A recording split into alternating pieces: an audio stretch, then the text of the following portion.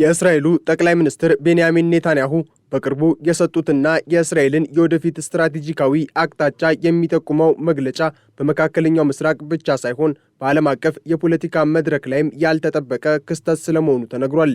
ይህ መግለጫ እስራኤል ለበርካታ አስርተ ዓመታት ከአሜሪካ ስትቀበለው የነበረውን ወታደራዊና ኢኮኖሚያዊ ድጋፍ ለማቆም ያላትን ፍላጎት ይፋ ያደረጉበት ሲሆን ይህም የሀገሪቱን ብሔራዊ ሉዓላዊነትና ኢኮኖሚያዊ ራስን መቻል አዲስ ምዕራፍ ላይ ለማድረስ ያለመ መሆኑ ተሰምቷል። ኔታንያሁ ይህንን እርዳታ እንደ ምጽዋት በመቁጠር እስራኤል አሁን ላይ የደረሰችበት የኢኮኖሚ ጥንካሬ ይህንን ጥገኝነት ለመበጠስ የሚያስችላት መሆኑን በድፍረት ተናግረዋል። ከሁሉም አስቀድሞ እስራኤል ከአሜሪካ የምታገኘውን እርዳታን ለማቆም ያቀረበችው ጥያቄ ከታሪካዊና ከኢኮኖሚያዊ አውድ አንጻር ሲታይ እስራኤል ከተመሰረተችበት ጊዜ ጀምሮ በተለይም ከ1973ቱ የዮም ኪፑር ጦርነት በኋላ አሜሪካ ለእስራኤል ዋነኛ የደህንነት ዋስትናና የገንዘብ ምንጭ ሆና ቆይታለች። በየዓመቱ የሚፈሰው በቢሊዮኖች የሚቆጠር ዶላር እስራኤል በመካከለኛው ምስራቅ ያላትን ወታደራዊ የበላይነት እንድታስጠብቅ ረድቷታል። ሆኖም ግን ኔታንያሁ አሁን እንደሚከራከሩት እስራኤል አሁን ላይ ያላት የጠቅላላ የሀገር ውስጥ ምርት ወይንም ጂዲፒ እድገት ሀገሪቱን በዓለም ቀዳሚ ከሆኑ ኢኮኖሚዎች ተርታ እንድትሰለፍ አድርጓታል። የሀገሪቱ የቴክኖሎጂ ዘርፍ፣ የሳይበር ደህንነትና የኢኖቬሽን አቅም እስራኤልን የስታርታፕ ሀገር ከማሰኘት አልፎ የውጭ እርዳታ ለሀገሪቱ ኢኮኖሚ ያለው ድርሻ ከ1% በታች እንዲሆን አድርጎታል ሲል ጄሩሳሌም ፖስት አስነብቧል። ኔታንያሁ ኢኮኖሚያችን ከአሁን በኋላ አነስተኛ አይደለም ሲሉ እስራኤል በገንዘብ ረገድ ራሷን መቻል ብቻ ሳይሆን ከአሜሪካ የሚመጣ እርዳታ ከሚያስከትለው ፖለቲካዊ ጫና ለመገላገል ያላትን ፍላጎት ጭምር እንደሆነም እየተነገረ ይገኛል። እርዳታ ብዙውን ጊዜ ከቅድመ ሁኔታዎች ጋር የሚመጣ በመሆኑ እስራኤል ይህንን ጥገኝነት በማቆም በራሷ ብሔራዊ ጥቅም ላይ ብቻ የተመሰረተ ውሳኔ የመወሰን ነፃነቷን ለማወጅ እየጣረች መሆኑንም ያስረዳል። ከኢኮኖሚው ነፃነት ጎን ለጎን ኔታንያሁ በፖለቲካው ረገድ የሰጡት መግለጫ እጅግ ጠንካራና የሁለት መንግስታትን መፍትሄ ሙሉ በሙሉ ውድቅ የሚያደርግ ነው። እስራኤል የአይሁድ ሕዝብ ብሔራዊ መንግስት ናት፣ በዚህም ምድር ላይ ምንም አይነት የፍልስጤም መንግስት አይመሰረትም የሚለው ንግግራቸው ለዓመታት በአሜሪካና በዓለም አቀፉ ማህበረሰብ ሲገፋበት የነበረውን የሰላም ሂደት ወደ ጎን የሚገፋ እንደሆነ የዘገበው ደግሞ አልጀዚራ ነው።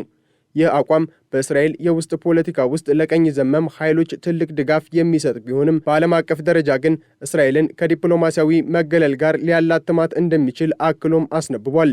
ሆኖም ኔታንያሁ ለዚህ ግድ የሌላቸው ይመስላል። የእሳቸው ስትራቴጂ የሚያተኩረው በእውነታው ዓለም ላይ በሚታዩ ወታደራዊና ደህንነታዊ ስኬቶች ላይ እንጂ በዲፕሎማሲያዊ ንግግሮች ላይ አይደለም። ይህንንም ሲገልጹ የመንግስት ጥበብ ለዓለም ሁሉንም ነገር ይፋ ማድረግ አይደለም በማለት እስራኤል የምትከተለው ፖሊሲ ስትራቴጂካዊ በሆነ ምስጢራዊነትና ድንገተኛ እርምጃዎች ላይ የተመሰረተ መሆኑን ጠቁሟል። በደህንነት ረገድ እስራኤል የምትከተለው አዲስ መርህ ንቁ የደህንነት ፖሊሲ ይባላል።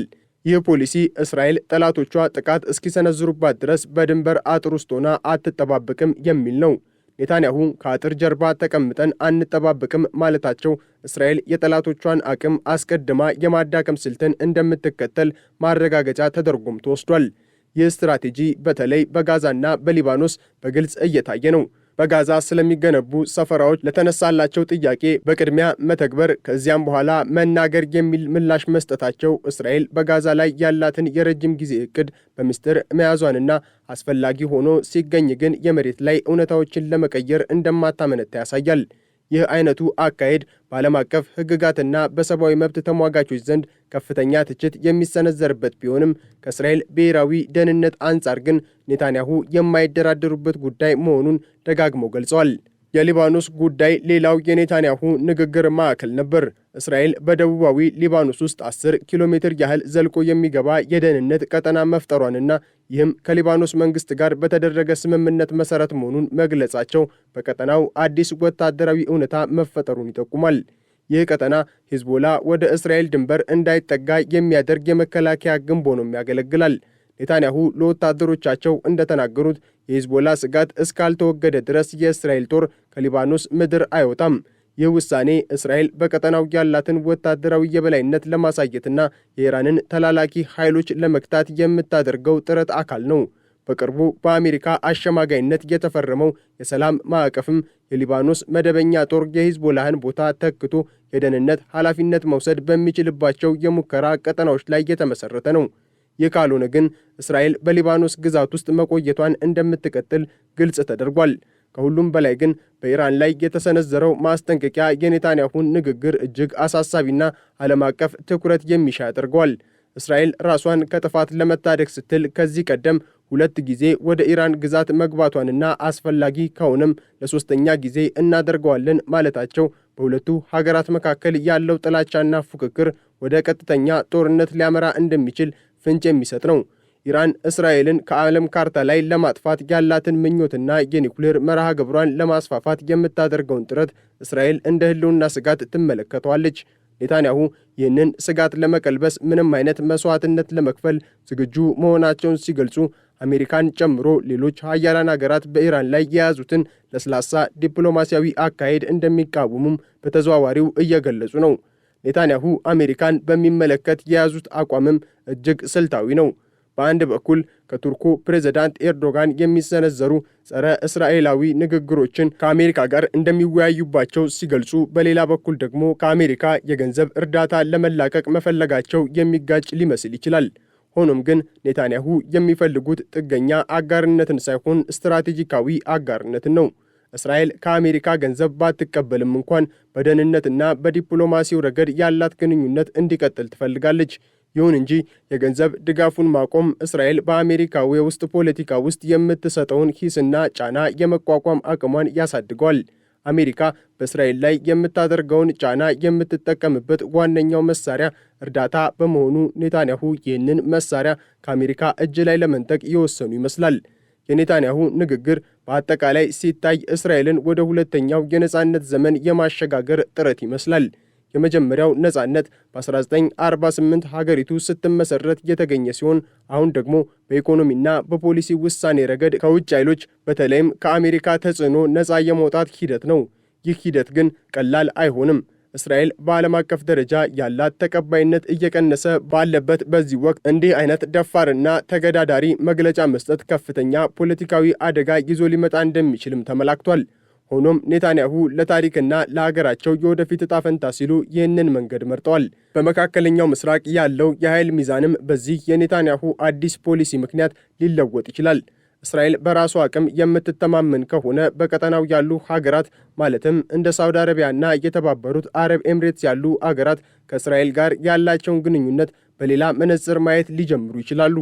እስራኤል እንደ ጠንካራና ገለልተኛ ኃይል መውጣቷ የቀጠናውን ሀገራት ከአሜሪካ ጥገኝነት ወጥተው የራሳቸውን የደህንነት ጥምረት እንዲፈጥሩ ሊያበረታታቸው ይችላል።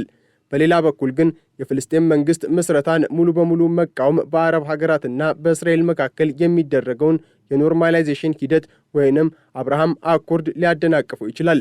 የቤንያሚን ኔታንያሁ መግለጫ የእስራኤልን የህልውና ፍልስፍናም የቀየረ ክስተት ነው። እርዳታ አንፈልግም፣ በራሳችን እንቆማለን የሚለው ድምፅ እስራኤል በ21ኛው ክፍለ ዘመን ያላትን ኃያልነት ለማረጋገጥ ያደረገችው ጥሪ አካል ተደርጎም ተወስዷል። ይህ ጉዞ ግን በፈተናዎች የተሞላ ነው። የኢኮኖሚ ጥንካሬው ዘላቂ መሆን ይኖርበታል። ወታደራዊ እርምጃዎቹ የዓለም አቀፍ ሕግጋትን ግምት ውስጥ ማስገባት ይኖርባቸዋል። እንዲሁም ከዋሽንግተን ጋር የሚኖረው ግንኙነት በጥንቃቄ መያዝ ይኖርበታል። ኔታንያሁ የጀመሩት ይህ የኢኮኖሚ የፖሊሲ ነጻነት ንቅናቄ እስራኤልን ወደ አዲስ ስኬት ሊያመራት ወይንስ ደግሞ ወደ ከፋ ዲፕሎማሲያዊ መገለል የሚለውን ጥያቄ ለመመለስ ጊዜው ገና ቢሆንም የእስራኤል ታሪክ ግን ከዚህ ንግግር በኋላ እንደ ቀድሞ እንደማይሆን እርግጠኛ መሆን ይቻላል። ጠቅላይ ሚኒስትሩ እንዳሉት የመንግስት ጥበብ በትዕግስት በምስጢራዊነትና በጠንካራ ተግባር ላይ የተመሰረተ ነው። ይህ ስልታቸው ደግሞ እስራኤልን በመካከለኛው ምስራቅ የማትበገር ኃይል አድርጎ ለመቅረጽ ያለመ ነው። ከኢኮኖሚው ነጻነት ጎን ለጎን ኔታንያሁ በፖለቲካው ረገድ የሰጡት መግለጫ እጅግ ጠንካራና የሁለት መንግስታትን መፍትሄ ሙሉ በሙሉ ውድቅ የሚያደርግ ነው። እስራኤል የአይሁድ ሕዝብ ብሔራዊ መንግስት ናት፣ በዚህም ምድር ላይ ምንም አይነት የፍልስጤም መንግስት አይመሰረትም የሚለው ንግግራቸው ለዓመታት በአሜሪካና በዓለም አቀፉ ማህበረሰብ ሲገፋበት የነበረውን የሰላም ሂደት ወደ ጎን የሚገፋ እንደሆነ የዘገበው ደግሞ አልጀዚራ ነው። ይህ አቋም በእስራኤል የውስጥ ፖለቲካ ውስጥ ለቀኝ ዘመም ኃይሎች ትልቅ ድጋፍ የሚሰጥ ቢሆንም በዓለም አቀፍ ደረጃ ግን እስራኤልን ከዲፕሎማሲያዊ መገለል ጋር ሊያላትማት እንደሚችል አክሎም አስነብቧል። ሆኖም ኔታንያሁ ለዚህ ግድ የሌላቸው ይመስላል። የእሳቸው ስትራቴጂ የሚያተኩረው በእውነታው ዓለም ላይ በሚታዩ ወታደራዊና ደህንነታዊ ስኬቶች ላይ እንጂ በዲፕሎማሲያዊ ንግግሮች ላይ አይደለም። ይህንንም ሲገልጹ የመንግስት ጥበብ ለዓለም ሁሉንም ነገር ይፋ ማድረግ አይደለም በማለት እስራኤል የምትከተለው ፖሊሲ ስትራቴጂካዊ በሆነ ምስጢራዊነትና ድንገተኛ እርምጃዎች ላይ የተመሰረተ መሆኑን ጠቁሟል። በደህንነት ረገድ እስራኤል የምትከተለው አዲስ መርህ ንቁ የደህንነት ፖሊሲ ይባላል።